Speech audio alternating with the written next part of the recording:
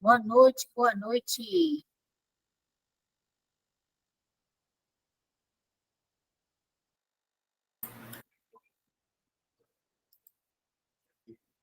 Boa noite, gente. Sejam bem-vindos mais uma vez. Obrigada pela presença de vocês.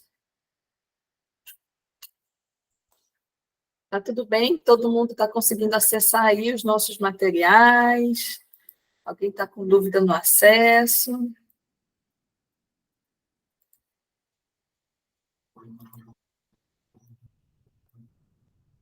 Eu só mais uma. Melissa, eu acho que você já falou, mas depois vai ficar disponível para a gente ter acesso lá, certo?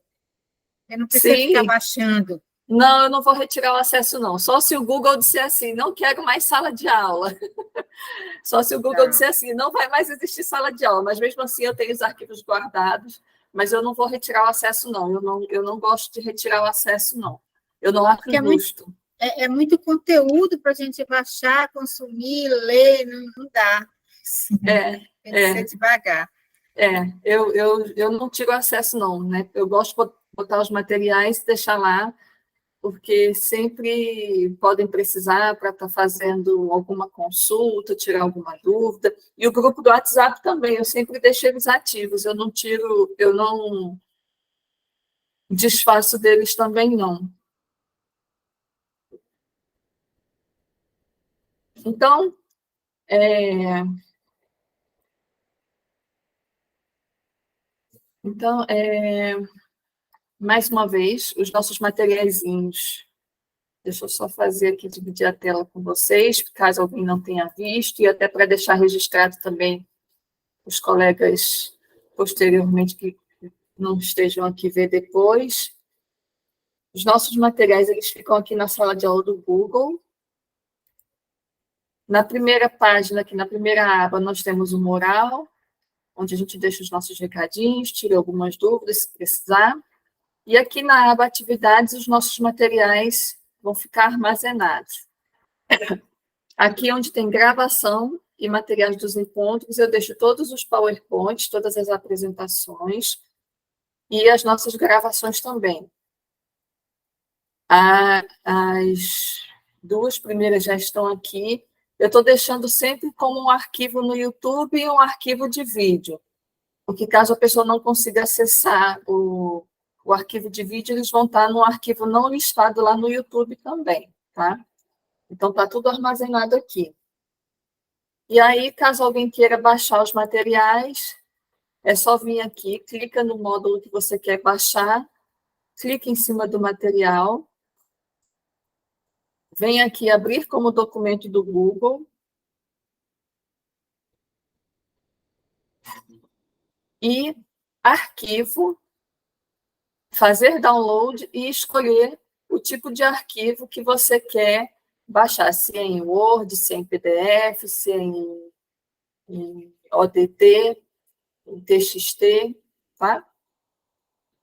Os nossos materiais eles vão estar aqui na aba atividades, temos aqui material sobre a Lei Rouanet, com a lei, com as legislações, temos o espacinho de tirar dúvidas, caso alguém tenha dúvidas, temos aqui os materiais de apoio, com alguns modelos de planilha, alguns e-books, eu fui fazendo uma seleção com o tempo, então eu junto tudo e vou colocando, e os bônus que vão sair no dia 15, acho que 15 é sábado, vão sair no sábado, tá? Hoje nós vamos falar especificamente sobre a instrução normativa, né?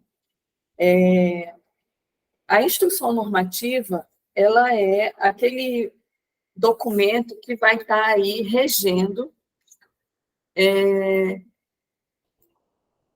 todas as questões de inscrição, execução de projetos, tá? Tudo que for referente à Lei Rouanet naquele período. Geralmente tem períodos que às vezes elas saem anual, às vezes eles fazem os ajustes e fazem anual. Às vezes ficam saindo também algumas edições durante o ano, alguns ajustes. Mas a desse ano a gente tem aqui, que é essa que a gente vai estar conversando hoje, tá? ela já está lá na nossa salinha, tá? E vocês podem consultar quando for necessário, tá? Eu pensei alguns pontos que eu acho importante a gente trazer aqui em mente, tá? Porque, como eu falei, a gente não precisa saber capa a capa, decorar a instrução normativa nem a lei, mas alguns pontos é interessante a gente ter no nosso radar, tá? Então, toda vez que a gente tiver que escrever um projeto para a Lei Rouanet, é importante que a gente tenha atenção à instrução normativa vigente. Por quê? Porque é ela que vai fazer, que vai estabelecer todos os procedimentos que são aí relativos à apresentação, à recepção do projeto, à seleção dos projetos, né, a análise, né, pela comissão avaliadora e a aprovação. Então, é através da instrução normativa que eles vão fazer todo esse trâmite do seu projeto lá no MINT, tá? Então, alguns pontos que a gente precisa observar. A gente pode ir deixando as perguntas no chat que for aparecendo e no final a gente também faz a leitura e abre as perguntas, tá? Então, o primeiro ponto é o artigo 4, que é a pessoa jurídica deverá possuir natureza cultural comprovada por meio de existência no Código de Classificação de Atividades Econômicas, ou seja, ter um CNAE cultural. Então, se você é uma pessoa jurídica, a pessoa física pode participar normal. Mas se você é pessoa jurídica, você precisa ter um CNAE cultural. É como aquele exemplo que eu falei com vocês. Teve um dos participantes que tinha um bar que fazia algumas apresentações ao vivo e queria participar com o CNPJ do bar, que não tinha nenhuma relação com atividades culturais, né? Então, não é possível participar. Então, para a gente poder participar, a gente precisa ter o CNAE cultural, tá? Lá nos nossos anexos da nossa instrução normativa, tá? Aqui nos nossos anexos da instrução normativa, lá no final, é o anexo 7. O anexo 7, ele vai trazer todos esses CNAEs que são possíveis a gente consultar para poder estar aí participando para poder estar participando da Lei Rouanet, tá? Então, esses CNAEs precisam ser relacionados com cultura, precisam ter aí uma vertente cultural, tá? E aí você faz a consulta lá no anexo 7 para ver se o CNAE que você está participando aí pode servir como proponente, caso você seja pessoa jurídica, tá? O primeiro projeto que o proponente for apresentar, né, ele vai ficar dispensado de comprovação de atuação na área cultural, ou seja, ele fica dispensado de apresentar o currículo, se o seu custo for de até 200 mil. Então, se é o teu primeiro projeto cultural e ele é até 200 mil, você fica dispensado de apresentar comprovação na área cultural. E o que seria essa comprovação? Seria o teu currículo, seria o teu portfólio, certo? As propostas, elas precisam ser apresentadas com, no mínimo, 90 dias de antecedência, tá? Que é o tempo que eles vão ter ali para fazer toda essa tramitação, todo esse processo de análise do teu projeto. Então, não adianta você querer enviar o seu projeto esse mês para você querer executar o mês que vem. Não. Você tem que lembrar, colocar aí no teu radar que esse projeto cultural ele precisa ser enviado com, no mínimo, 90 dias de antecedência antes de começar a ser realizado. A não ser que você tenha aí uma justificativa, e aí isso pode acontecer em um tempo menor, tá? Às vezes por uma questão de por exemplo, um patrimônio, um bem tombado que está aí ameaçado, alguma coisa nesse sentido. Mas, em regra, a gente precisa mandar o nosso projeto com, no mínimo, 90 dias de antecedência, tá?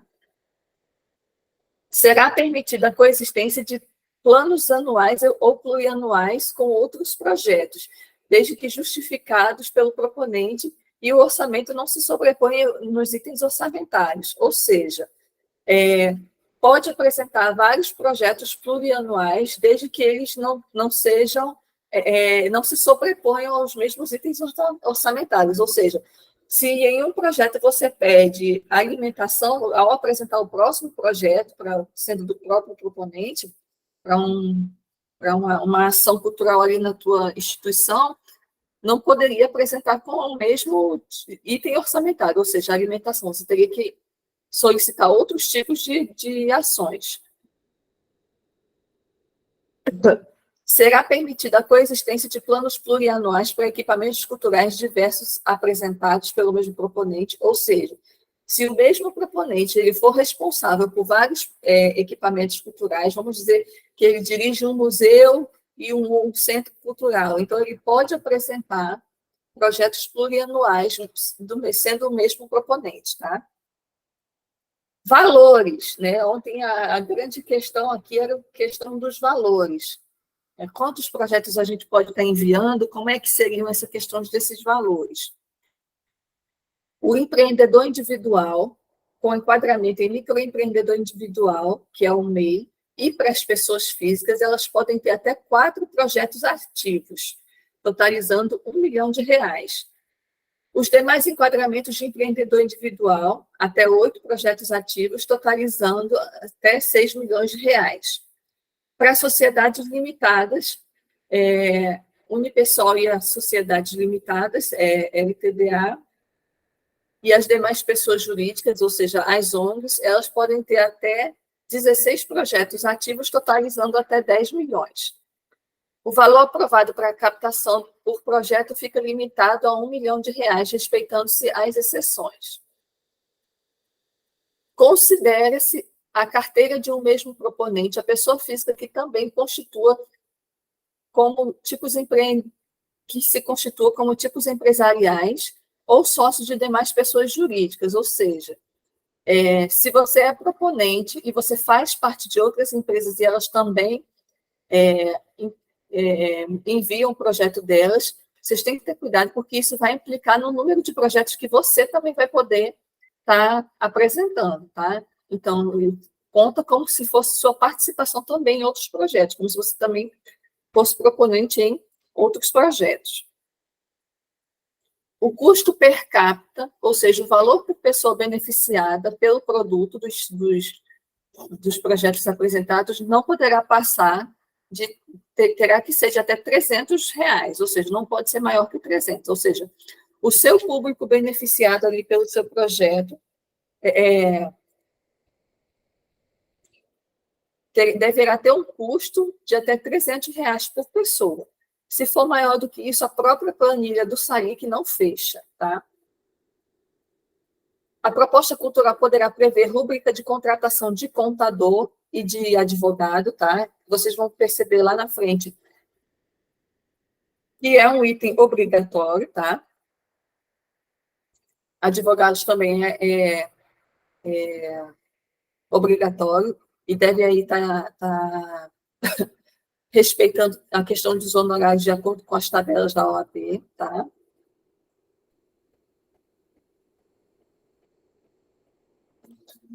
O projeto que simultaneamente contenham ações contempladas no artigo 18 e 26 será enquadrado em apenas um dos dispositivos, ou seja, de acordo com a ação preponderante do produto principal, como a gente conversou ontem. Se o teu produto cair no artigo 18, então seu projeto vai ser enquadrado no artigo 18. Se o teu produto principal for cair no artigo 26, o teu projeto ele vai ser enquadrado no artigo 26, tá? A remuneração sobre captação de recursos. Então, quanto é que a gente tem que estar pagando pela captação de recursos? Fica aí limitado ainda a 10% a captação de recursos, tá? Porém, o teto é de até 150 mil. Nas instruções normativas antigas, o teto da captação de recursos era de 10% também, porém, ficava limitado a R$100 mil, tá? Agora é 150 mil. Valores destinados à captação de recursos somente poderão ser pagos proporcionalmente às parcelas já captadas. Então, não adianta você... tem o captador de recursos, né?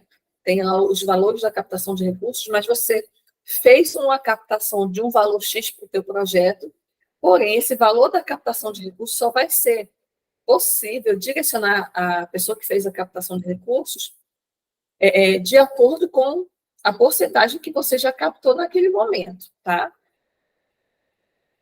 Então, se você captou, digamos assim, 100 mil e o projeto é 10% da captação de recursos, você tem que passar só aquele valor, 10%, tá? Não vai poder passar mais. Se você fez toda a captação, né, aí sim você vai poder repassar o valor total da captação, mas caso não tenha, tem que ser proporcional ao que você já captou. A remuneração para captação de recursos ela vai ser exclusiva para prestação de serviços diretamente ao proponente, sendo vedada a remuneração de serviços prestados diretamente ao incentivador. Ou seja, muitas vezes acontece dos captadores trabalharem para os próprios incentivadores, né? E aí está recebendo esses valores de captação e beneficiando o incentivador, e não o captador, tá? Beneficiando a própria empresa, é uma prática ilegal. Custos de divulgação. Estes custos de divulgação ficam limitados a 20%, tá? Incluem a divulgação e o impulsionamento do seu conteúdo, que é uma prática que teve muito... começou a ser muito forte durante a pandemia, a questão dos trabalhos online, né? E aí os valores dos recursos, os proponentes ficavam naquela dúvida se podia ou não colocar questões de impulsionamento nas nossas planilhas. E aí a própria instrução normativa ela já traz isso, que você pode sim incluir na sua planilha de orçamento, nos itens lá de comunicação, de divulgação, a questão da captação de recursos, tá?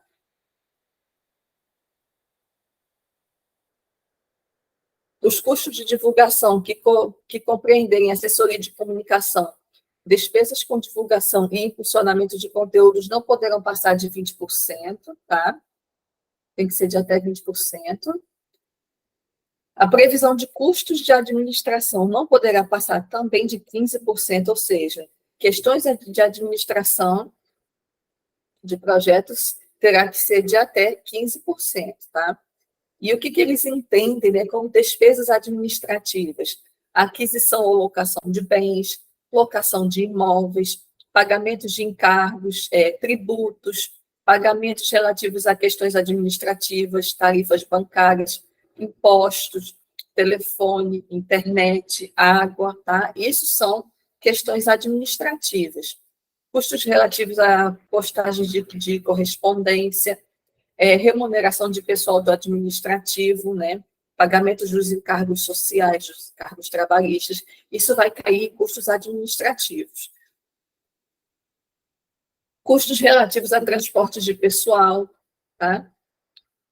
Diárias de viagem, hospedagem, alimentação, todos esses custos caem como questões administrativas, tá?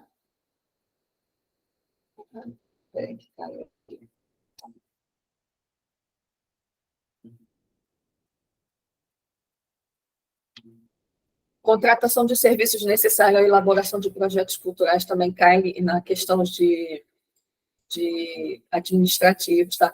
Contratação de consultorias especializadas também. O proponente poderá ser remunerado com recursos captados desde que preste serviço no projeto e que esteja ali previsto no orçamento, e esses valores não ultrapassem 50% do valor captado, ou seja, o proponente pode receber, mas ele precisa estar prestando algum tipo de serviço ali também no projeto, tá? E aí, esses valores que ele for receber não pode ultrapassar de 50% do valor que foi captado, tá? Tem que ter ali uma porcentagem, né, que garanta essa remuneração, mas que não ultrapasse os 50% dos valores captados. Pagamentos efetuados por serviços realizados pelo cônjuge ou companheiro dos beneficiários de empresa coligada com o proponente também vão estar respondendo dentro desses limites aí dos 50%, ou seja, não vai poder estar passando, não vai poder estar recebendo você e o seu parente de forma separada, não. Esses valores vai computar como se fosse um só, dentro dessa porcentagem não podendo passar de 50%. O proponente deve conferir junto à respectiva Receita Municipal da sua localidade sobre a emissão de nota fiscal para si mesmo. É muito comum nos projetos, né, as pessoas, os proponentes fazerem a prestação de serviço e pagar para eles mesmos, né, e emitir uma nota dele para ele mesmo. Soa bastante estranho, mas é muito comum.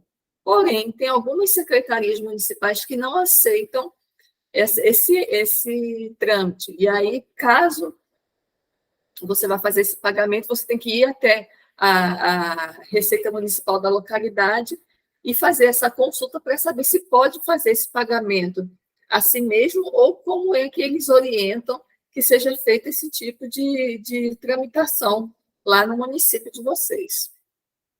Um mesmo fornecedor não poderá ter um pagamento acima de 50% do valor captado, ou seja, muitas vezes tem projetos que tem uma empresa que pode fornecer vários serviços, tá? E aí tem que ter cuidado, por quê? Porque essa mesma empresa ela não vai poder estar recebendo um pagamento acima de 50% do valor captado. Ela pode estar ali prestando assessoria, os seus serviços dentro do projeto, mas ela não vai poder abraçar várias funções, porque vai estar limitado a receber um valor que não pode passar de 50% do que esteja captado. Questões de cachês artísticos. Isso é muito importante também. 25 mil por apresentação para artista solista e modelo. Até 50 mil reais para grupos artísticos, bandas, exceto orquestras. 5 mil reais por apresentação por músico e 25 mil reais para maestro ou regente, tá? Se esse valor precisar ser superior, se você precisa pagar um cachê maior para o teu artista, que seja superior ao que está descrito dentro da instrução normativa, você deve solicitar esse ajuste para o Ministério da Cultura e justificar, tá? Então, você abre o chamado, ou você pode abrir o chamado, ou então dentro da planilha, é preferível que você bote dentro da planilha mesmo, que tem um espacinho lá da justificativa que eu vou mostrar para vocês amanhã. Vocês podem colocar ali a justificativa, vocês botam o valor que vocês querem pagar, bota a justificativa, né, do porquê você precisa que esse valor seja superior ao que está computado aqui na instrução normativa. Questões de direitos autorais, até 10%, tá? O limite de pagamento é de até 10%, tá? Projetos da área de audiovisual, questões de direito de exibição cinematográfica, fica limitado até 20% o valor das taxas, tá? Questões de ECAD também ficam limitados até 10%, tá? E questões de audiovisual, curta-metragem, 300 mil reais, né? Médias-metragens até 49 minutos, 800 mil reais. Média-metragens de 50 a 70 minutos, 1 milhão de reais. Mostras e festivais e eventos, para a primeira edição, 500 mil reais. E a partir da segunda edição, o valor solicitado será limitado à maior captação realizada por eles. E aí eles podem futuramente, nas próximas edições, pleitear um valor maior. Programas de TV, até 65 mil por episódio. Programas de rádio, 125 mil por programação semestral, tá? Podcast, 20 mil reais por episódio. Sítios de internet, 65 mil reais para infraestrutura e 190 mil para produção de conteúdo para o site. Jogos eletrônicos, até 700 mil reais, né? São jogos eletrônicos e aplicativos. E websérie, R$ 30.000 por episódio. Serão admitidos valores superiores para as propostas e projetos de audiovisuais que forem contemplados em editais ou que possuam contrato de compromisso de patrocínio, que assegure 50% do valor solicitado, desde que estejam de acordo com os preços praticados no mercado. Ou seja, pode ter valores superiores, desde que eles estejam também contemplados em algum tipo de patrocínio extra, tá? A pessoa jurídica que por meio de edital próprio realize um chamamento público para seleção de projetos e oferecimentos de incentivo deverá solicitar ao Ministério da Cultura a avaliação deste edital. Ou seja, essa instrução normativa permite também que as instituições culturais possam lançar editais próprios, tá? Para poder a instituição lançar o seu próprio edital, ele precisaria estar enviando essa minuta desse edital para o Ministério da Cultura estar avaliando, e só assim poder, então, realizar a execução desses editais, tá?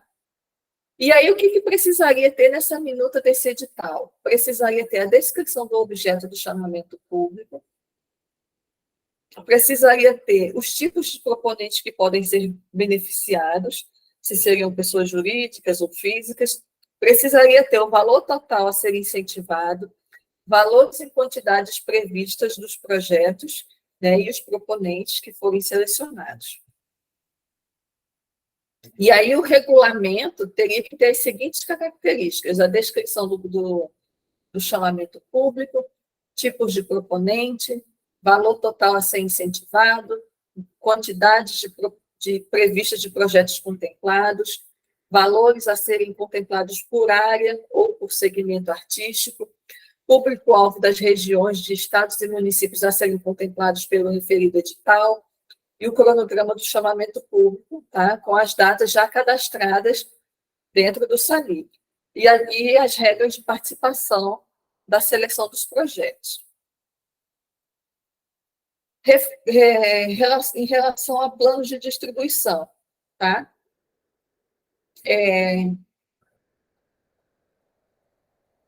O plano de distribuição das propostas, até 10% deve ser destinado para distribuição gratuita e promocional dos patrocinadores, mínimo de 10% para distribuição gratuita de caráter social ou educativo, até 10% para distribuição gratuita promocional pelo proponente, mínimo de 20% para comercialização em valores que não ultrapassem até 3% do salário mínimo, e as cotas previstas no inciso 1, 2 e 3, que poderão ser cumpridas com realizações de sessões exclusivas.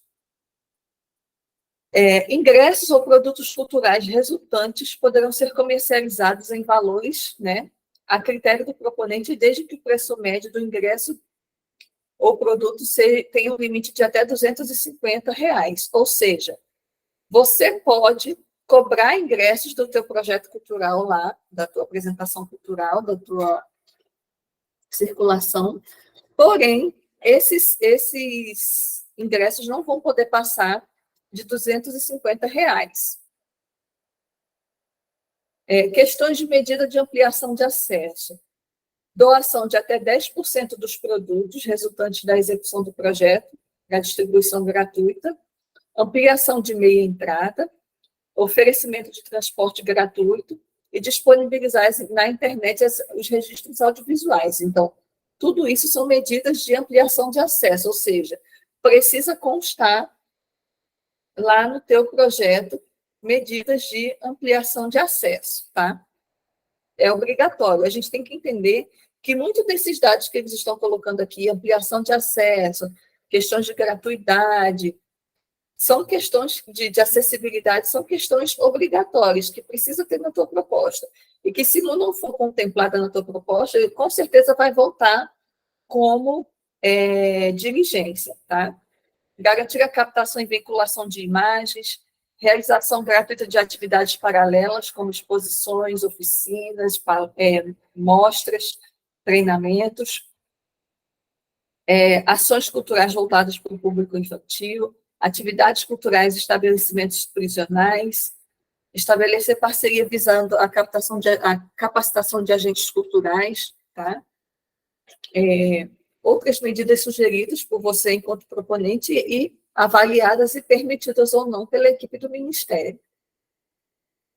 Propostas culturais que tenham comercialização de ingressos deverão apresentar ações formativas, ou seja, você precisa, caso você vá comercializar ingresso ou algum tipo de produto cultural, você fica obrigado a apresentar uma contrapartida social. Porém, se o teu projeto ele for todo gratuito e tiver uma ação formativa de forma gratuita, ele fica desobrigado. Mas caso tenha venda no teu projeto cultural, você fica obrigado a apresentar contrapartida social. Ações formativas culturais deverão corresponder pelo menos a 10% do teu público, tá? Sendo de, no mínimo, 20 a, no máximo, 500 beneficiários, tá? Questões formativas, ações formativas das tuas contrapartidas, né? Ficam direcionadas para estudantes e professores de instituições públicas de ensino, tá? E essas ações devem ser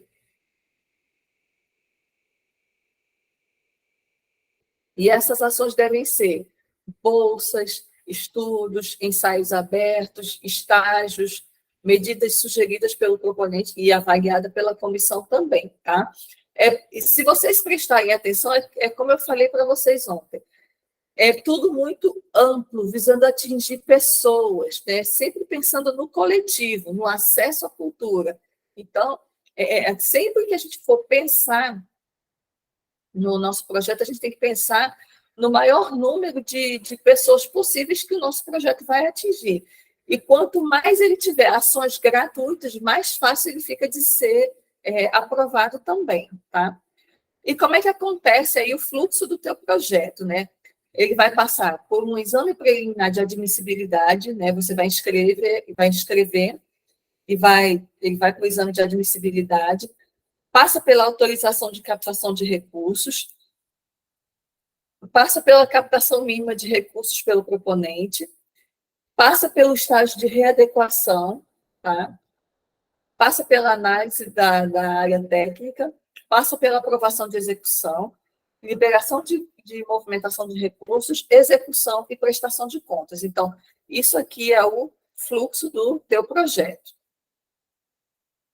Os prazos das análises das propostas pelo MINC, né?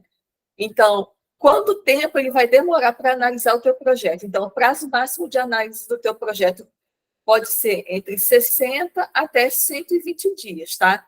Dependendo do tipo de projeto. Às vezes pode se tratar de um projeto de patrimônio, de construção de imóveis, e aí esse tempo pode variar, mas, em média, é entre 60 e 120 dias, tá? Manifestações da Comissão Nacional de Cultura quanto às pertinências da proposta de sem enquadramento é de até 5 dias, ou seja, eles vão receber teu projeto, depois vão encaminhar para a Comissão Nacional de Cultura, e essa comissão vai ter aí até 5 dias para estar dando parecer deles sobre o teu projeto. Caso eles não se manifestem, tá? O prazo será prosseguido, vai gerar o prosseguimento da proposta. Eles vão entender como se... eles vão acatar como se pudesse continuar, então, com a proposta, com a análise da proposta, tá? Regras de ressarcimento de empresa, de despesas, tá? Como é que acontece alguns tipos de ressarcimento de despesas? Despesas realizadas entre a publicação da portaria de autorização de captação de recursos e o dia da efetiva aprovação para a execução do projeto poderão ser ressarcidas, tá? Então, se dentro do período em que você teve a publicação da portaria de captação e teve aí a efetivação da possibilidade de executar o teu projeto, vão poder ser ressarcidos. Os projetos que receberem a decisão de não aprovação de execução não vão poder ter suas despesas ressarcidas, Então, a gente tem que ter muito cuidado na hora de iniciar aí o nosso projeto. O conselho que eu dou é que espere mesmo a aprovação de execução, né? Porque caso tenha alguma bronca, digamos assim, algum problema antes, vocês não ficam aí no prejuízo caso tenha feito algum gasto antes da aprovação da execução. Despesas ocorridas anteriormente à publicação de portaria de autorização de captação não serão ressarcidas, ou seja, qualquer despesa que você fez no teu projeto antes da autorização da portaria de captação não vai poder ser ressarcida. Ou seja, é como eu falei, deixar para executar literalmente quando você tiver com tudo certinho nas mãos, né? Porque qualquer gasto que você possa fazer pode acontecer de não conseguir ter o ressarcimento. Captação mínima para adequação do projeto à realidade da execução. Então, vamos ver o que acontece aí na captação mínima. Após a captação mínima de 10% do projeto, né, o proponente poderá, então, readequar o teu projeto à realidade de execução no prazo de 30 dias, ou seja, a necessidade de captação mínima para os fins previstos nesse caput vai ser o quê? Projetos de proteção ao patrimônio, ou seja, você precisa readequar o teu projeto em até 10%, tá? Para poder começar a executar. Isso tem que fazer no máximo, um prazo máximo de 30 dias. Esse prazo pode ser diminuído caso tenha uma certa urgência, como projeto de patrimônio, como projetos de planos museológicos, plurianuais, e aprovados em algum chamamento de algum edital, tá? Ou projetos que tenham aí sido aprovados em algum edital de patrocínio. Captação de recursos acima do valor aprovado. Pode acontecer da gente ter aí feito um projeto, ele foi analisado, foi aprovado, e você teve uma captação maior daquilo que está no teu papel. Então, essa captação de recursos acima do valor que foi aprovado, é possível você solicitar essa complementação orçamentária dentro da tua planilha, tá? E aí, ocorrendo essa captação em valores acima do valor aprovado para a execução, o projeto fica facultado para complementação orçamentária, ou seja, você pode ou não solicitar essa complementação. E aí você tem um período que são de até 30 dias para fazer essa complementação, e caso não seja feita, essa diferença de valor vai para o Fundo Nacional de Cultura, tá?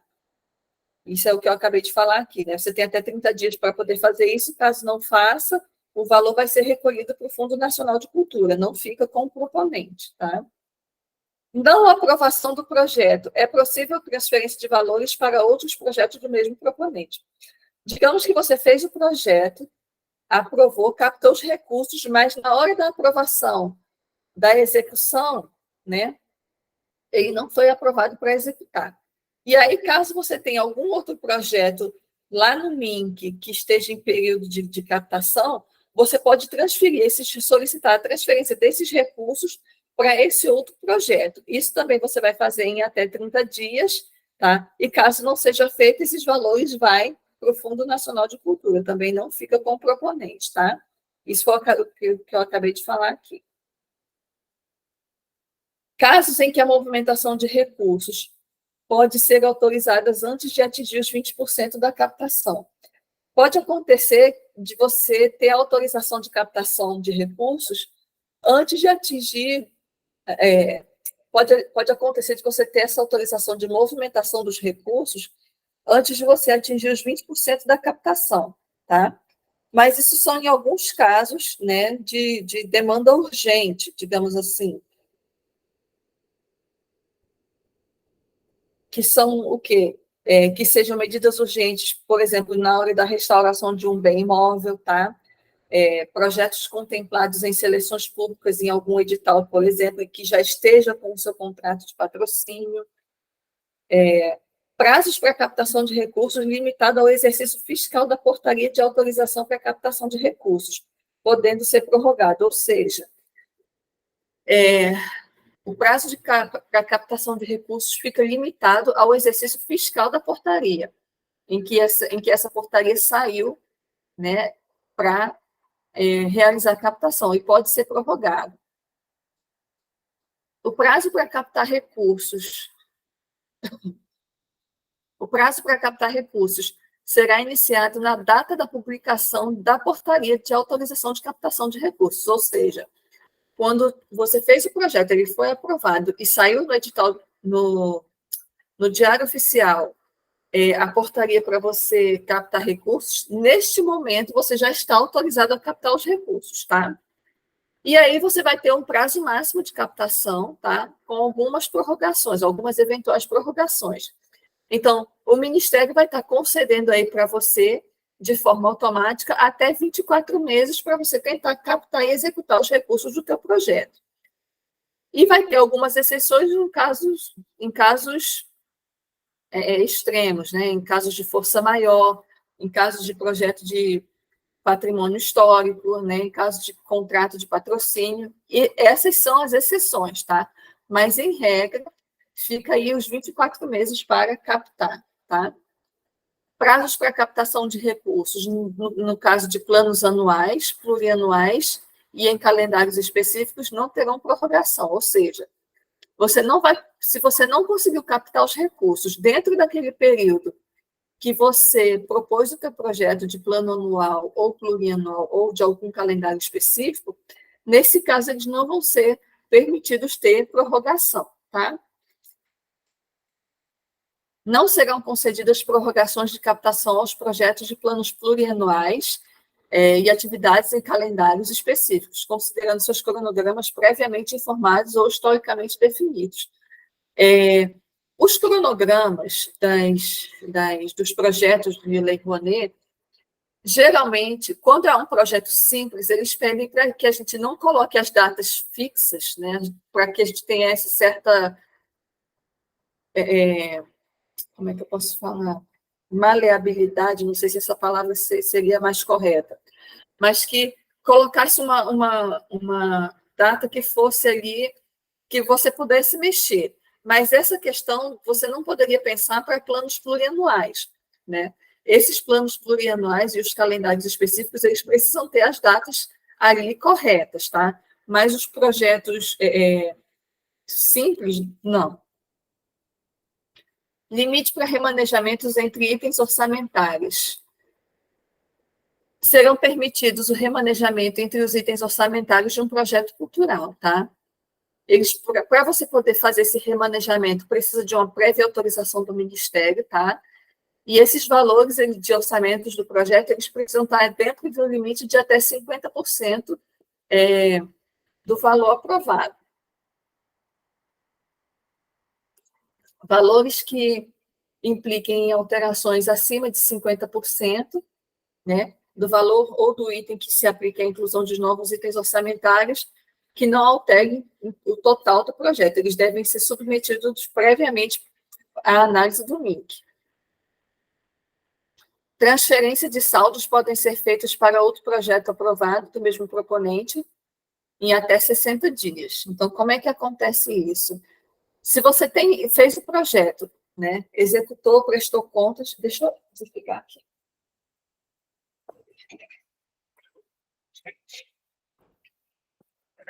Se você tem um projeto, você escreveu, executou, prestou contas, e aí você precisa, sobrou aquele dinheirinho, né? Então, esse saldo remanescente não utilizado para outro projeto, você poderia, né, estar colocando aí em outro projeto, tá? Mas aí você precisaria de uma aprovação para poder remanejar esses valores, e caso você não se manifeste no prazo de até 60 dias, esse valor seria remanejado para o Fundo Nacional de Cultura.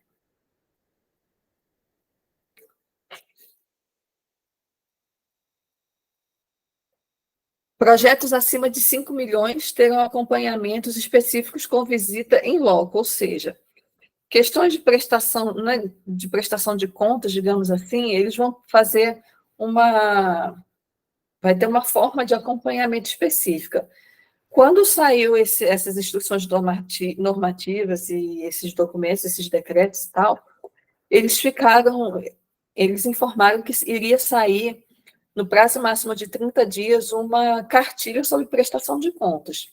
Aqui na instrução normativa, eles dão aqui algumas diretrizes de como seria isso, mas essa cartilha até então não saiu, tá?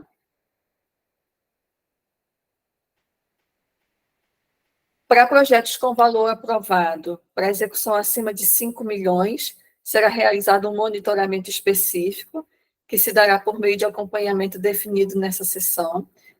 O Ministério da Cultura poderá, a qualquer momento, em tempo de ofício, realizar o acompanhamento do teu projeto em loco, ou seja, ele vai visitar o teu projeto para ver como é que está acontecendo o teu projeto, para apuração de possíveis denúncias, né, acompanhar toda a tramitação, toda a execução do teu projeto lá no teu local onde ele está sendo executado, tá?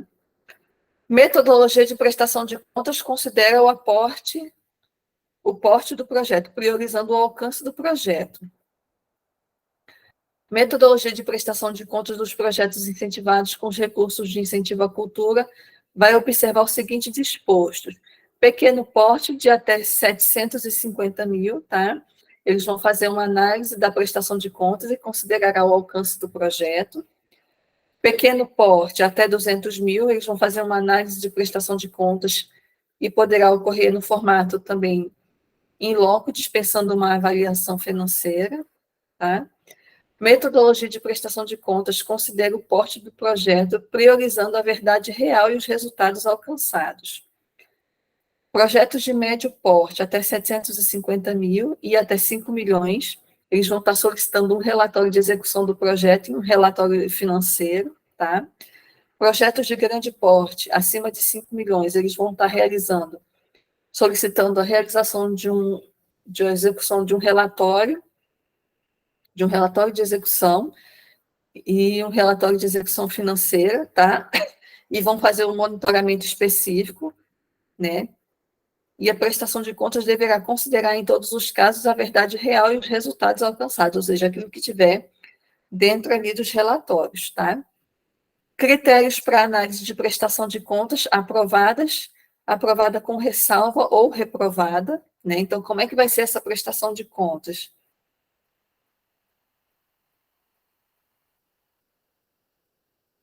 Avaliação de resultados. Considerará a prestação de contas como aprovada, se eles não acharem nenhuma inconsistência na tua prestação de contas, né? Se tiver tudo ok, a execução perfeita, os pagamentos perfeitos, o relatório tudo ok, então isso vai ser, eles vão considerar a prestação de contas como aprovadas, tá? Aprovada com ressalva, quando tiver, por exemplo, alterações no projeto cultural, sem a anuência prévia do Ministério da Cultura, ou seja, você fez uma alteração no teu projeto e não informou ao Ministério da Cultura, então eles vão aprovar a tua prestação de contas com ressalva, ou seja, vai ter uma observaçãozinha ali, pelo não atendimento do uso de marcas, pela não apresentação de alguma produção, de alguma das obras, tá? Alteração no conteúdo do produto principal. Então, quando eles encontrarem alguma alteração no produto que foi aprovado e no projeto geral na planilha orçamentária, eles vão considerar essa prestação de contas como aprovada com ressalva. Aprovadas com ressalva ainda se tiver alterações no plano de distribuição, se não tiver comprovadas medidas de acessibilidade, por exemplo, as seguintes ocorrências na ordem financeira, itens que, por exemplo, excederam um percentual de 50% constante no artigo 44 da Instrução Normativa, despesas realizadas fora do prazo de execução, ou seja, você fez ali um pagamento fora do prazo da execução do projeto, despesas que não serão restituídas à conta do projeto, que não sejam restituídas à conta do projeto, por exemplo, e prestação de contas reprovadas quando você tiver a omissão no dever de prestar contas, ou seja, quando você não prestou contas do seu projeto, quando você descumpriu alguma questão do objeto que você pactuou ali, que foi aprovado, tá? Ou algum descumprimento com a execução financeira, tá? Prescrição e pretensão ressarcitória dos danos à administração pública num prazo de até 5 anos, ou seja, se teve alguma algum problema na tua prestação de contas, você vai ter que restituir esses valores para a instrução normativa, para o Ministério da Cultura. A instrução normativa ela não é tão clara, essa desse ano ela não é tão clara, eu não achei ela muito clara quanto aos critérios de ressarcimento. Eles só falam que você vai ter que ressarcir. Então, eu acredito que essa questão eles vão trazer nos manuais de prestação de contas, tá? Transcorrido o prazo máximo de 5 anos, contados do julgamento definitivo da prestação de contas, ou no transcurso do prazo máximo de 6 meses, prescreve-se a pretensão ressarcitória, ou seja, vai prescrever essa questão de ressarcimento da dívida em si, tá? A análise da ocorrência de prescrição procederá das análises dos documentos das prestações de contas, ou seja, essas questões de ocorrência de prescrição fica valendo quando eles tiverem analisado toda a prestação de contas, né? 6 meses contados do encerramento do prazo de execução do projeto. Esse dispositivo de instrução normativa deve ser interpretado em conjunto com o artigo 79 do Decreto 11.453, de 2023.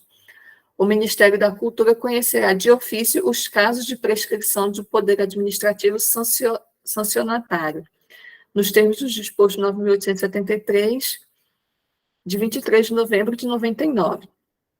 Ou seja, o prazo geral de prescrição para medidas punitivas é de 5 anos, ou seja, você teria até 5 anos para prescrever aí questões punitivas no ato de ter que ressarcir os valores de recursos para o Ministério, tá?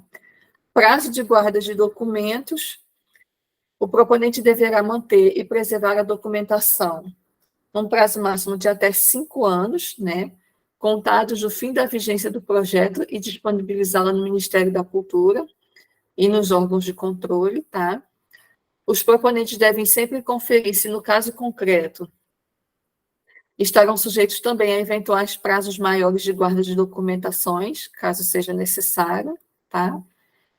Regras da nova instrução normativa poderão se aplicar a projetos em tramitação e projetos pendentes de análise de contas. Lá no começo do ano,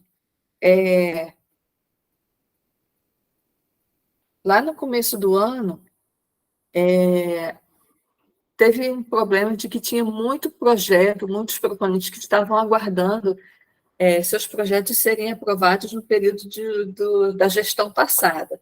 Então, essa instrução normativa, eles fizeram de forma que pudesse contemplar esses projetos que estavam lá em análise e que porventura, pudessem ser ajustados, tá? Pelo andar da carruagem, como a gente já está em julho, eu acredito que já não se tenha mais esses projetos lá aguardando, né?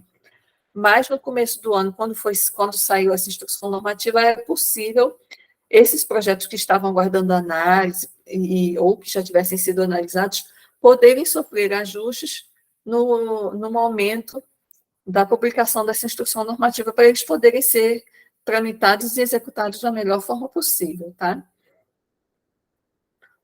As disposições dessas instruções normativas relativas aos critérios e condições para aprovação desses projetos que eu falei agora há pouco.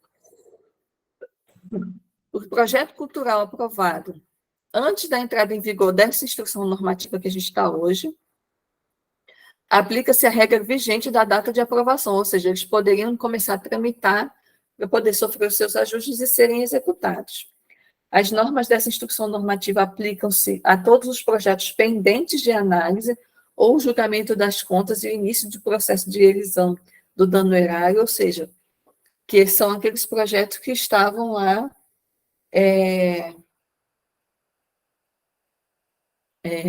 aguardando essas análises e essas aprovações, tá?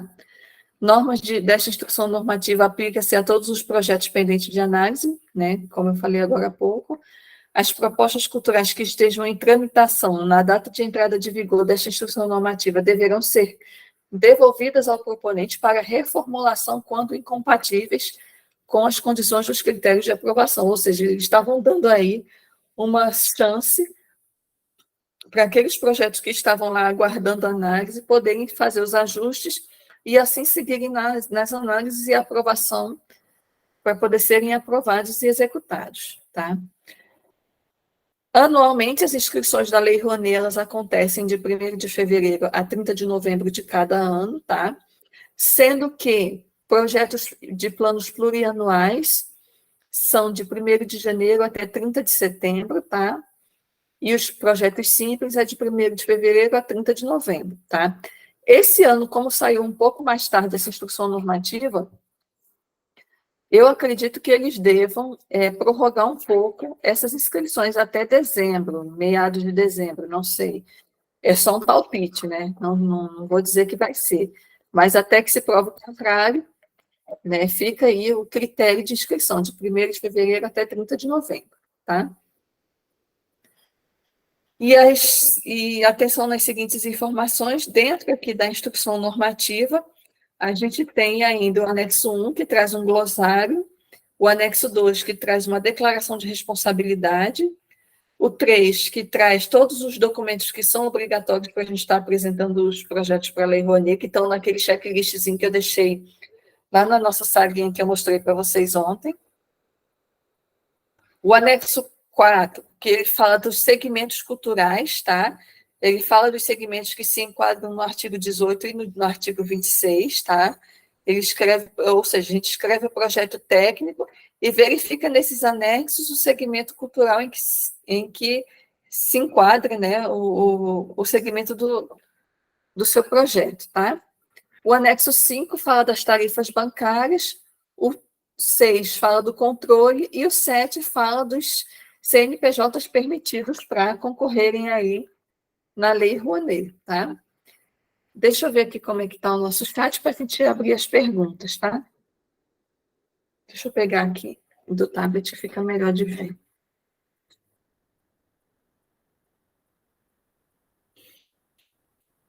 INAI cultural em qualquer vertente. Peraí, deixa eu tirar aqui.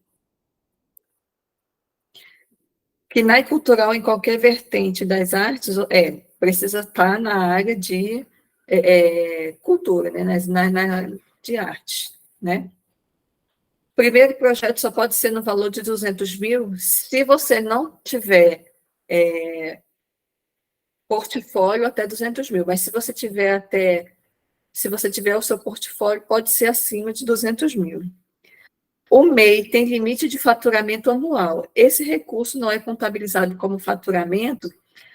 Até então, não. No caso da Lei Rouanet, não. Eu tenho projeto aprovado na Lei Rouanet como MEI e não. Porém, uma coisa que eles talvez possam começar a fazer esse ano, que eu já vi nos editais da Funarte que saíram ontem, e que as inscrições começaram hoje, é que os MEIs não vão poder participar em etapas maior que 81 mil, né, para não ultrapassar o faturamento. No edital já tem claro. Nos 5 editais da Funarte que saíram, já fala sobre isso, ou seja, fica meio que subentendido que o MEI só poderia participar de projetos, digamos assim, até de 50 mil. Mas no caso da Lei Rouanet, não. Convites impressos para... Melissa, mas ele pode tirar mais do que 1 milhão? O MEI pode tirar 1 milhão para fazer um projeto? Essa é a minha pergunta também. Oi? O MEI pode tirar 1 milhão de reais para ele não vai ser faturamento, não é faturamento da empresa.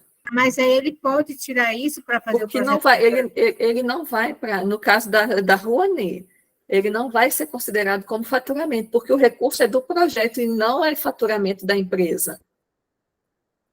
Não é faturamento da empresa, é recurso do projeto. Agora, no caso da Funarte, eu acredito que eles colocaram essa observação pela seguinte questão, porque nos editais da Funarte, o recurso vai para conta do PJ, do MEI, no caso, vai para a conta da pessoa jurídica. E no caso da Lei Rouanet, é uma conta de pessoa jurídica, mas é a conta do projeto, específica do projeto. Então, não vai entrar como faturamento. entendeu? Não entra como faturamento, porque vai para uma conta específica do projeto. E aí o MEI só está ali representando, ele não tá recebendo esse faturamento.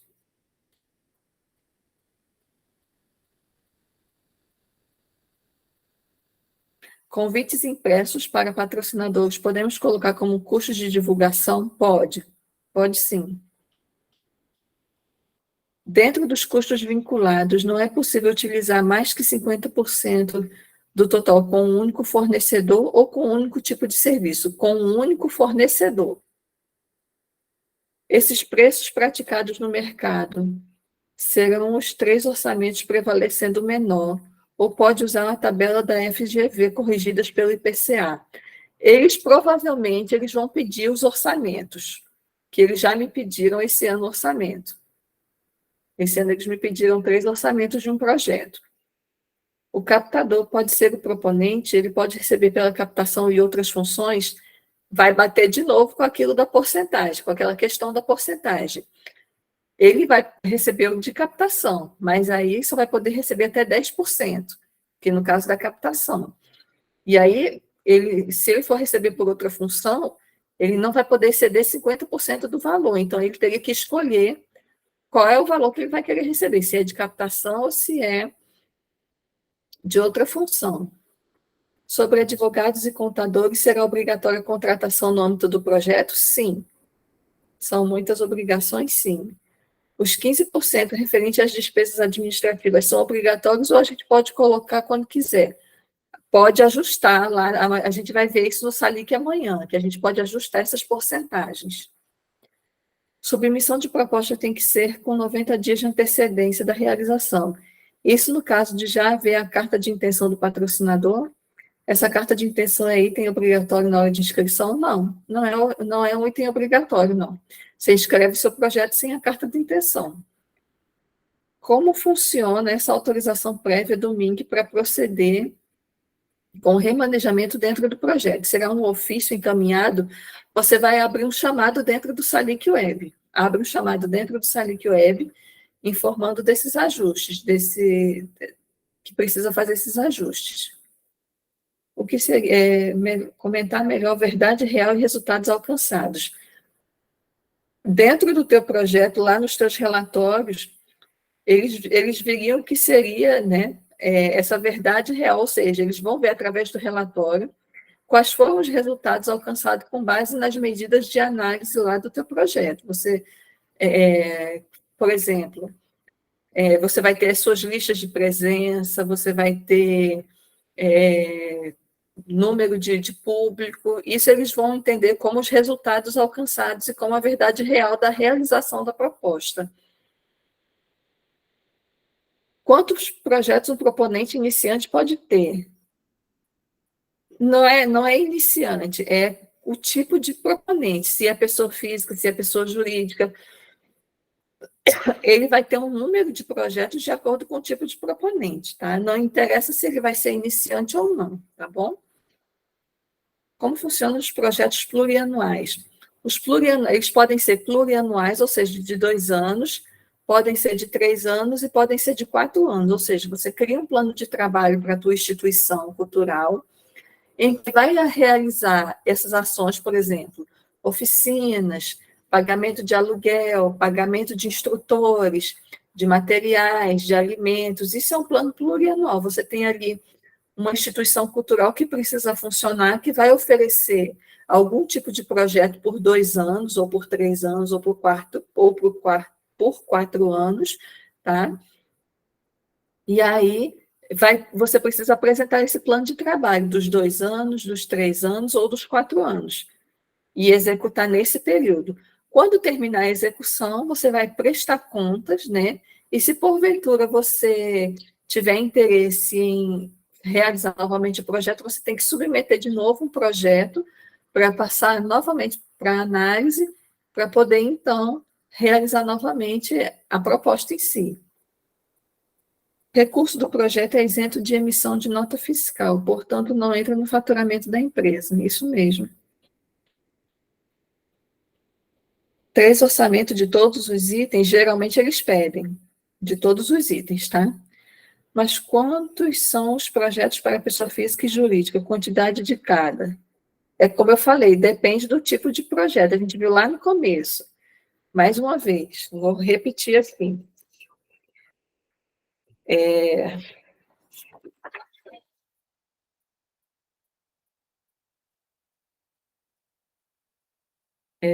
Empreendedor individual com enquadramento de empreendedor individual, de microempreendedor individual e pessoa física, até 4 projetos totalizando R$ 1 milhão.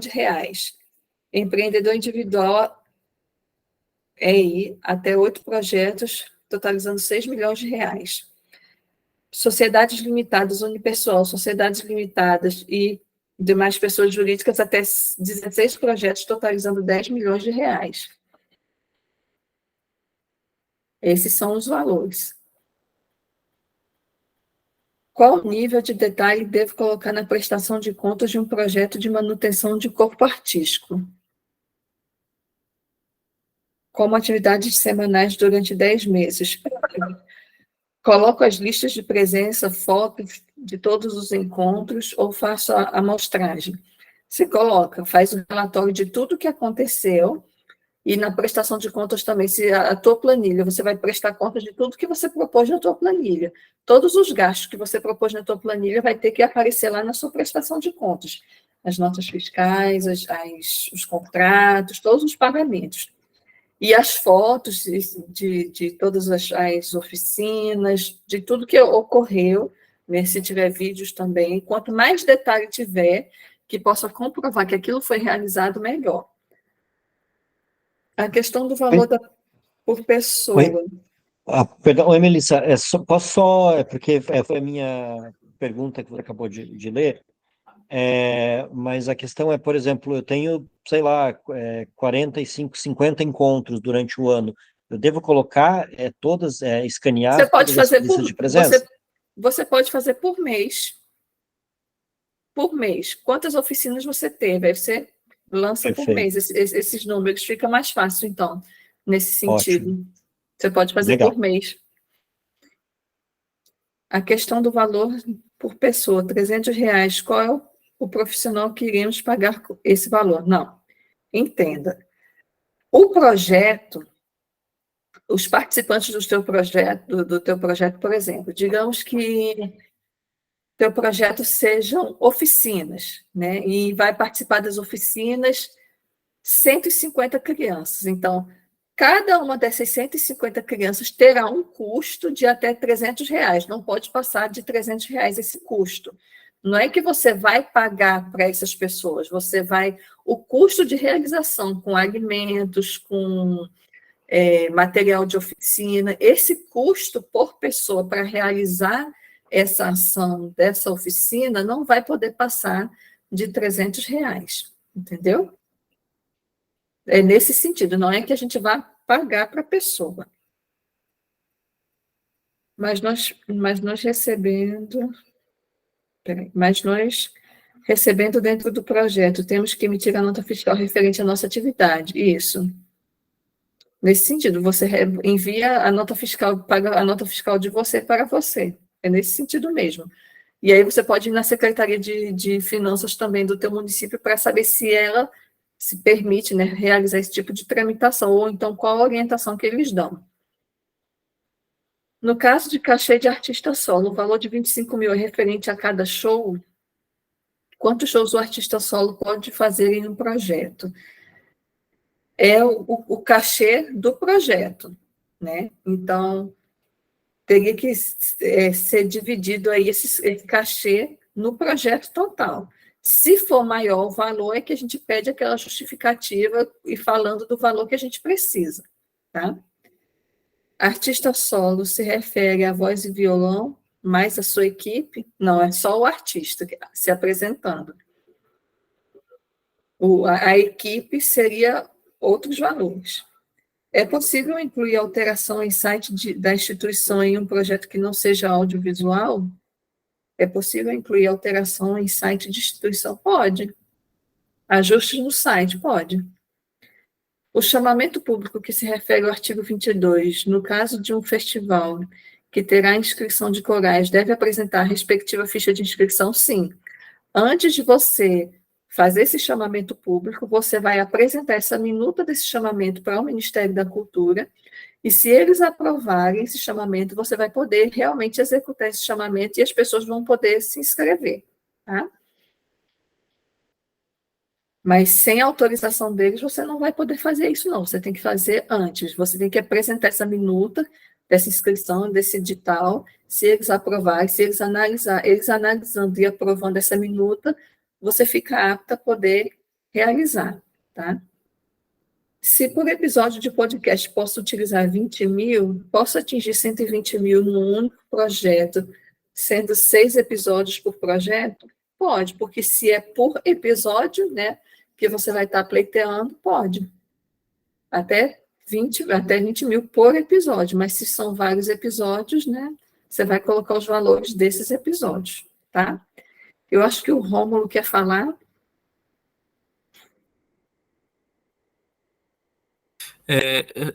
Só complementando ali a pergunta de um colega que falou dos R$ 300, só para eu entender melhor. Esses R$ 300 inclui ali o pagamento também dos profissionais? Tipo, é o valor total do projeto distribuído entre os beneficiários, tem que dar per capita de R$ 300? Ou é só material, alimentação, tudo que vai diretamente ao usuário? Dos beneficiários. Esses beneficiários, os custos que o teu projeto vai ter com esses beneficiários, com as pessoas que vão receber os benefícios do teu projeto.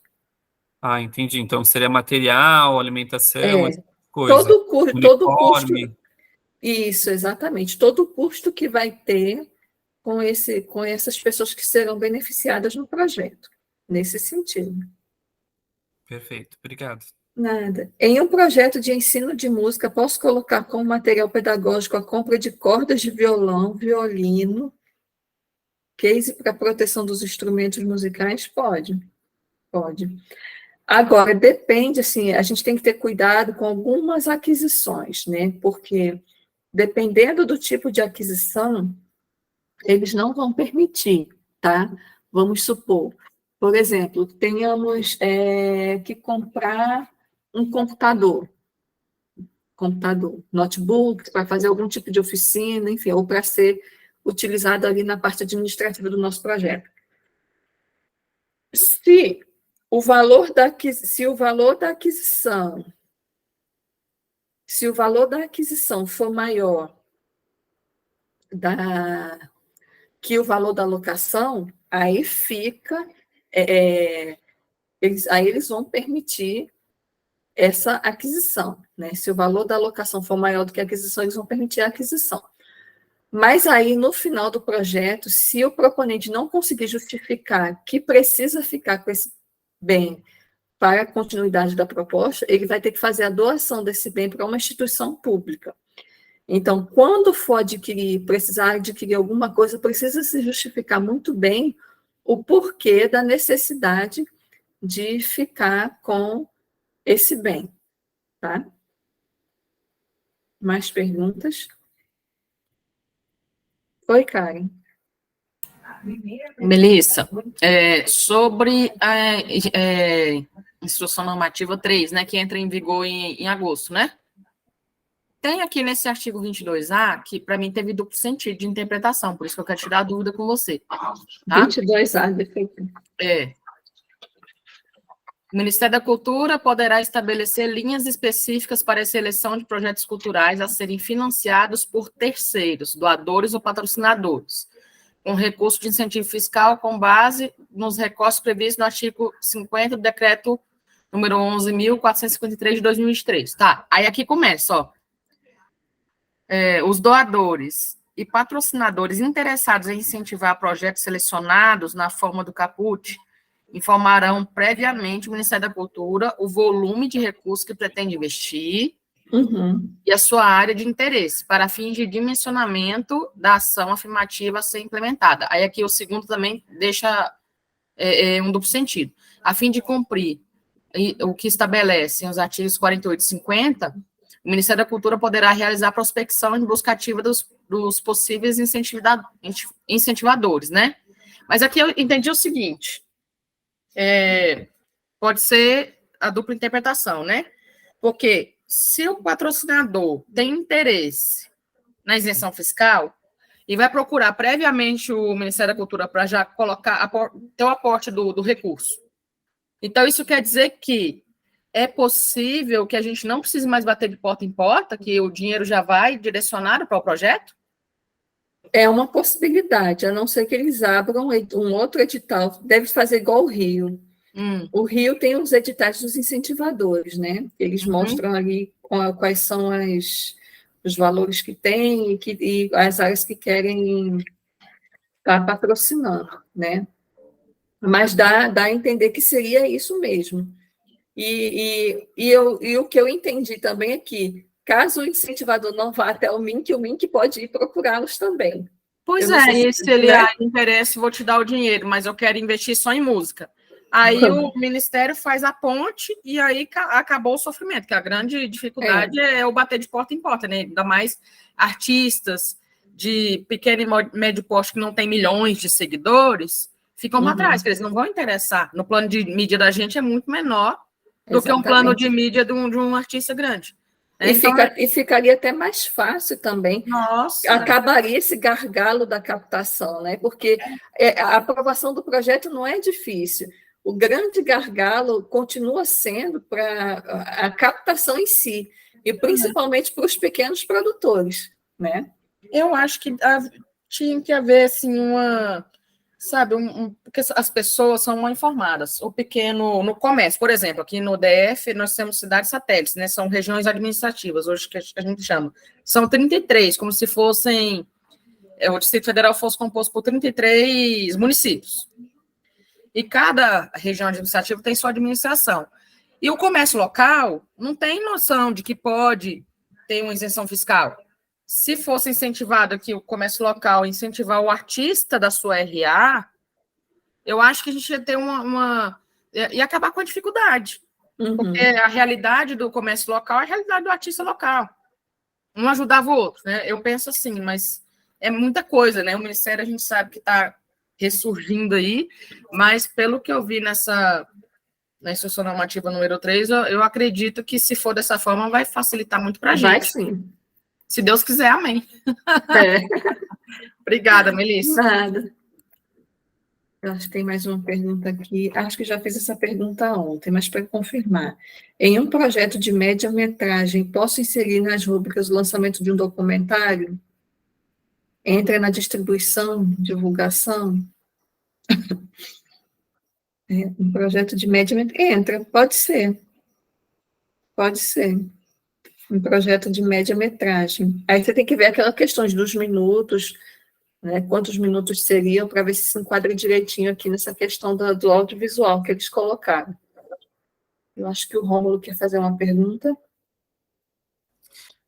É sobre o SALIC, tá? Eu sei que você vai falar amanhã, mas é porque a gente teve um projeto que foi o Vivo Boi, e esse projeto a gente agora está executando com recurso próprio, né? Então, esse projeto já não estamos fazendo mais com a Lei Rouanet.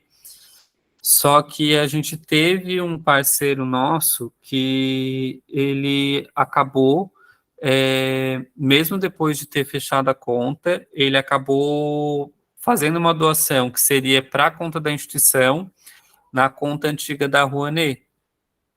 E aí esse dinheiro está lá preso já faz mais de 90 dias. Então, eu acredito que vai para o Fundo Nacional de Cultura. E a gente até mandou uma mensagem para eles, mas eles não respondem pelo SALIC. Não responderam ainda, né? Não. Então, porque tem aquela questão dos 60 dias, né? Se não se manifesta, o recurso vai para o Fundo Nacional de Cultura, né? Mas como vocês se manifestaram e eles não, eu acho que vocês têm aí uma brecha para pleitear esse recurso, né?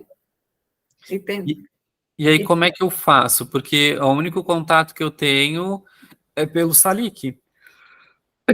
Mas lá dentro do Salic, outro dia eles deixaram os telefones. Deixa eu abrir aqui para mim ver se eu acho para te falar. Tem os telefones lá, que eu botei.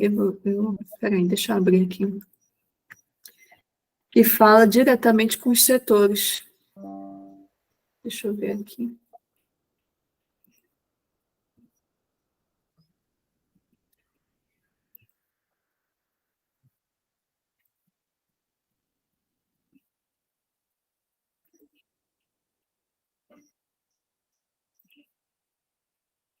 Tem um telefonezinho.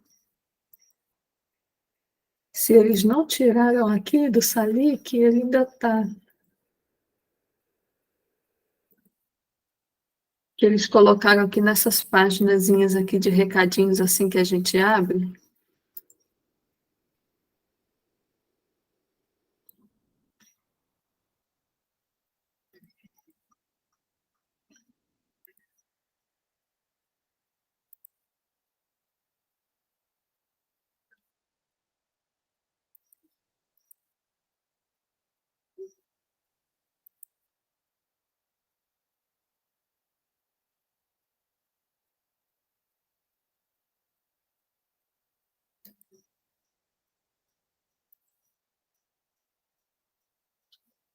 Acho que não está aqui mais, não.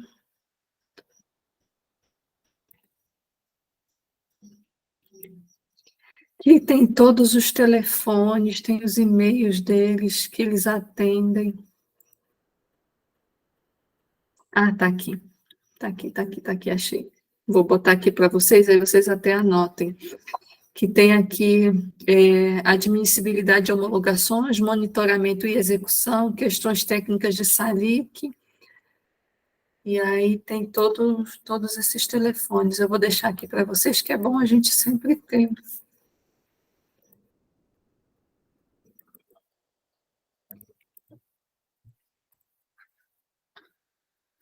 Deixa eu ver se tem mais algum aqui. cefic@cultura.gov. Pronto, são esses. Admissibilidade.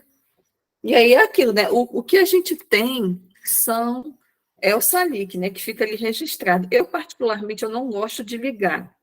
Eu gosto muito de mandar e-mail e deixar as coisas muito registradas por escrito, né? Porque aí a gente fica com aquela prova, né? E quando a gente liga, a gente só tem ali a voz, digamos assim. Mas tenta ligar, porque é um caso excepcional esse teu, né? Para ver se você consegue resolver. Sim, e tem algum outro tipo de e-mail? Porque eu só tenho, pelo menos eu desconheço, né? Eu só uso o contato pelo Salic, desde quando a gente executava o projeto, e aí depois que encerrou também eu continuei o contrato pelo Salic. Mas eu acredito que eles não vão ver justamente porque o projeto não está em execução. Pode ser, talvez possa ser por isso também, né? Mas tem aqui, salic@cultura, e tem os telefones de monitoramento, execução, admissibilidade, tem todos esses telefones aqui. E aí você tenta ver se eles atendem algum desses números, e nesse e-mailzinho do Salic. Outra pergunta aqui, fiz minha conta no Salic, mas não consigo registrar os projetos. Nesse caso, pode ser algum problema técnico? Mas você tem que registrar, para você registrar os projetos, você precisa cadastrar o proponente. Você cadastrou o proponente já? Tem que cadastrar o proponente. Amanhã a gente vai falar sobre essa questão também do cadastro do proponente. Mas então, qual é a mensagem que vem, que fala, nesse caso? Quando você tenta cadastrar o projeto e não consegue dar alguma mensagem, porque não era para aparecer, fica bugado a tela. Esse sistema, ele é todo bugado, né? Às vezes a gente está aqui nos treinamentos fazendo alguma demonstração, quando passa de uma tela para outra, ela buga, não quer passar, e aí acontece, exatamente, não consegue ir para outra página, exatamente. Isso às vezes acontece comigo também. Mas é aquilo, tem dia que realmente a gente não consegue fazer nada lá dentro, mas tem dia que a gente consegue trabalhar super de boa. Ainda fiquei de dúvidas sobre a empresa que vai patrocinar o projeto. Se eu fizer um projeto de 200 mil e a empresa vai depositar o valor total de uma vez ou ela pode fazer um aporte mensal? Depende. Se a empresa for patrocinar todo o seu projeto, ela pode fazer o aporte total. Mas caso ela não vá patrocinar todo o seu projeto, ela pode patrocinar uma parte e você buscar outra empresa para patrocinar o resto, tá? Outra dúvida, quando o projeto é aprovado, os impostos que a empresa pagou diretamente ao ano vigente pode ser direcionado ao projeto ou só é direcionado a partir da data de aprovação do projeto? É do ano vigente. Eu ainda não consegui entender o lance da captação, sempre me embaralho.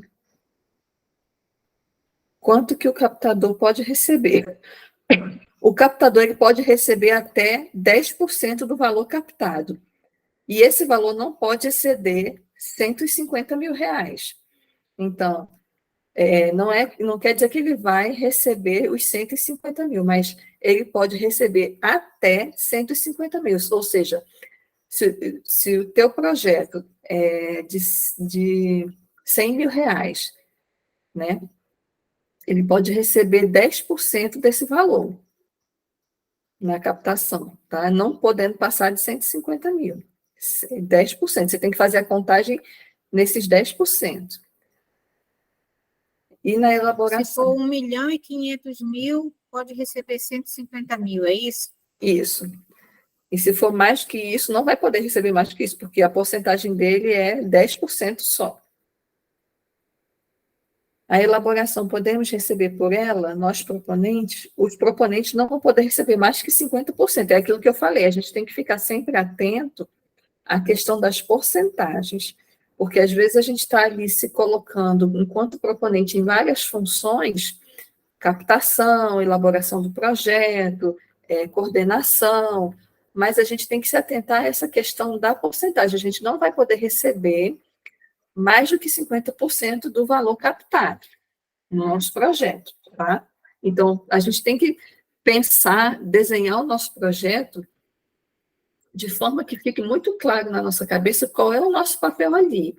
Vai ser coordenar ou vai ser captar recurso, vai ser ser oficineiro, vai ser o artista principal ali do projeto, o que a gente vai ser? Então, quando a gente conseguir realmente definir a nossa função ali, aí a gente define o nosso valor, lembrando que esse valor não pode passar dessas porcentagens, porque senão fica complicado para a gente executar o projeto e fica complicado para a gente prestar conta, para a gente receber também, tá? Mas esse valor com o captador é negociável, né? Você pode negociar esse valor com o captador. É até 10%, não é obrigatório ser os 10%, tá? Lá no Salink amanhã a gente vai ver que a gente pode ajustar essas porcentagens lá dentro do sistema. Então, não precisa ser obrigatoriamente os 10%, tá? Mas não é proibido o proponente receber pela elaboração no caso? Não, nesse caso não. Pode receber também, mas é aquilo que eu falei. Tem que definir o teu papel ali, né? Porque a gente, às vezes a gente tem a possibilidade de fazer tanta coisa, mas a gente precisa definir os nossos papéis ali, para a gente não passar dessas porcentagens. É porque tem editais que essa roupa é vedada ao proponente. Geralmente tem editais que pode ser vedado também. Para não ficar tão explícito que é o proponente que está elaborando e que vai receber, você pode colocar uma pessoa da sua confiança também para receber. É uma possibilidade, né? Mas aí isso fica muito a critério, depende muito de como será a realização do projeto, tá? Mais perguntas? Isso. Tem uma pergunta aqui, eu nem vou escrever porque é até complexo para eu elaborar ela, acho que falando. por exemplo, eu faço parte de um centro cultural, né, aqui em Santa Catarina, e que tem diversos núcleos, né, de produção dentro desse centro cultural, né, com CNPJs distintos, com diretorias e conselhos distintos. Vamos dizer que eu estou em Joinville, né, então eu tenho a Companhia de Balé de Joinville, né, embora é um centro cultural privado, a gente se auto-intitulou com o nome da cidade, por não ter uma outra companhia, né, antes. Temos um projeto aprovado, Estatuto, CNPJ, nós temos esse nome, Companhia de Balé Joinville, mas agora começou um novo projeto e a gente quer mudar, né, quer colocar o nome do Centro Cultural na Companhia de Balé, né, então, Companhia de Balé é Centro de Cultura Livre, por exemplo.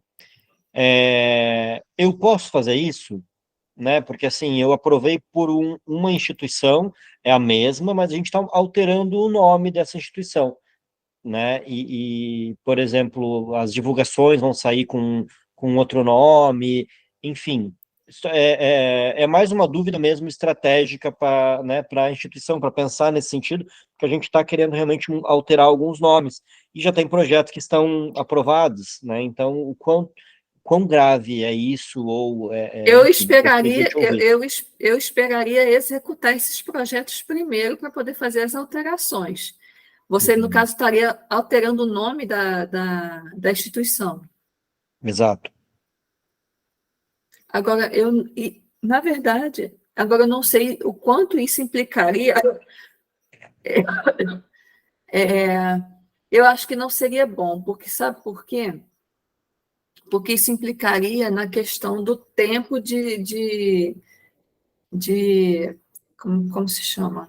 De existência. Não, não é que implicaria no tempo de existência, mas é que você já tem um currículo Uhum. com um nome, e aí estaria, no caso, criando um outro currículo com outro nome.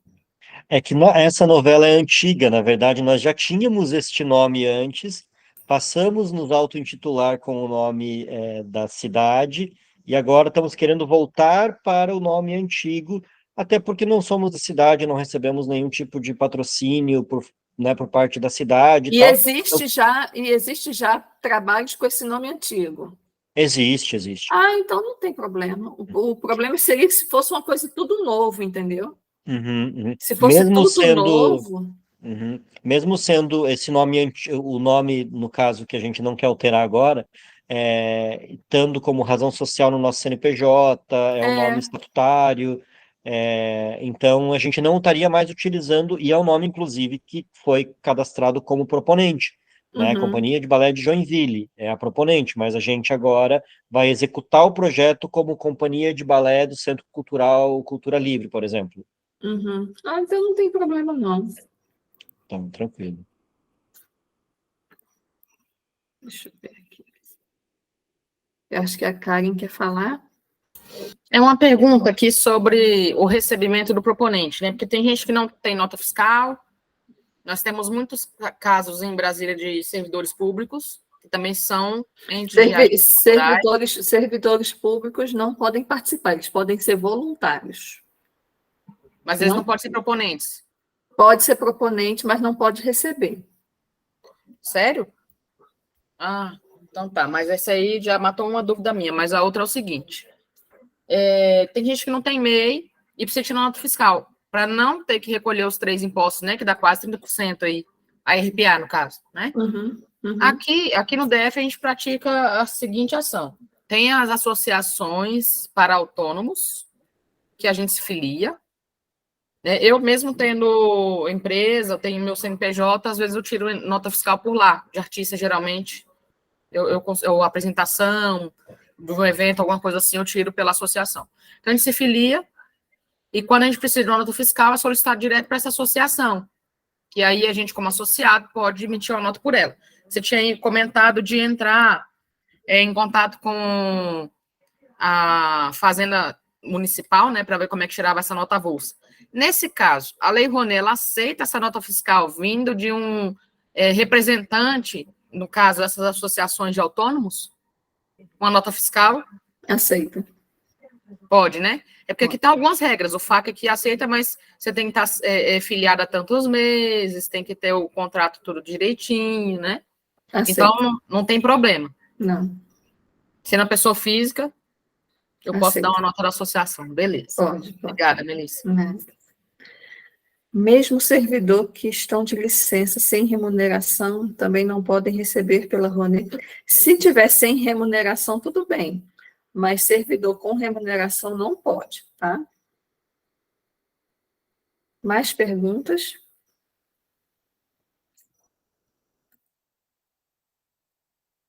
Sem perguntas? Então, encerramos por hoje? Então, amanhã a gente se encontra no mesmo horário. A gente vai estar falando sobre o SAGIC Web, sobre o cadastramento do nosso projeto no SAGIC Web. A gente vai estar aí tirando as dúvidas sobre o sistema, fazendo a demonstração de como é que a gente vai estar manuseando ele, tá? Como é que a gente vai estar cadastrando o nosso projeto, o que pode, o que não pode. Então, amanhã a gente vai estar discutindo aí, conversando sobre o nosso sistema SAGIC Web, tá bom? Então, encerramos por hoje.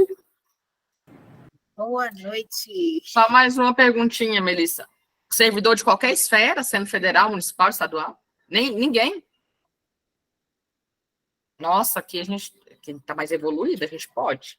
Não, eles não deixam, geralmente eles não deixam. E outra coisa, dependendo, tem editais que até permitem, isso eu estou falando a nível de Rouanet, mas tem editais que eles até permitem a participação do servidor, mas tem editais que não. Então, é sempre bom a gente ter esse olhar cuidadoso aí nas regras, né? Que geralmente não é permitido a participação de servidores. Beleza. Bom? Obrigada. Nada. Então, se for voluntário, nem compensa colocar na ficha técnica. Pode dar até um valor para o projeto, né? Agregar valor ao projeto. É um currículo, né? É um currículo, né? Mas aí vamos ver se a pessoa vai realmente querer participar, né? Ou Entendi. bota... mas geralmente a pessoa até se desmotiva, né? Até se desmotiva. Verdade. Obrigada. Nada. Então tá, gente. Até amanhã. Amanhã às 8 horas nós estamos aqui de novo, se Deus quiser. Espero poder ter ajudado. Quem tiver dúvida, não fique com dúvida, pode chamar a gente lá pelo nosso grupinho do WhatsApp, pode deixar o nosso material, dúvidas lá no nosso material também, tá? A Neuza conseguiu chegar hoje, mas as gravações estão disponíveis, Neuza. Qualquer dúvida você pode estar mandando e-mail para a gente também, ou conversando com a gente lá nos nossos grupos também, tá bom? Então, até amanhã, pessoal. Amanhã de manhã, a nossa gravação vai estar disponível, tá? Tchau, tchau.